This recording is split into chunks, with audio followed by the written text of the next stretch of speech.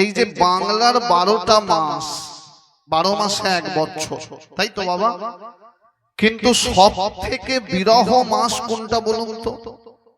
মানে ভক্তদের কাছে সব থেকে দুঃখের মাস কোনটা? খুব ভেবে উত্তর দেবেন। সারা সনাতনবাসীদের কাছে সব থেকে দুঃখের রাত, দুঃখের মাস কোনটা? বলো বলো।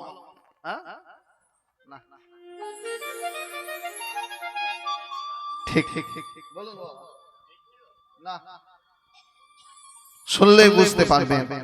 সেই মাসে আজকে আপনারা কীর্তন শুনছেন, মাঘ মাস। কেন দুঃখের মাস বললাম?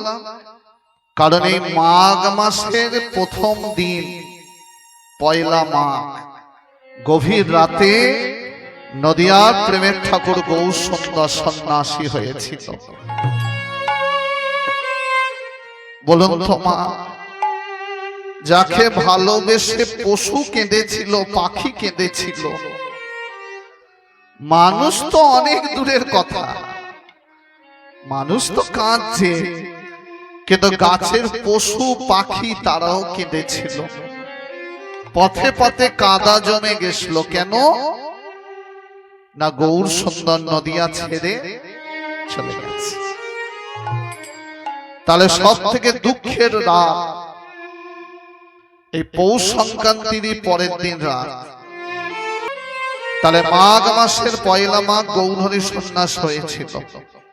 সন্ন্যাসী হবার পর 4 মাস পর ফিরে এসেছিল অদ্বৈতাচার্যের ঘরে।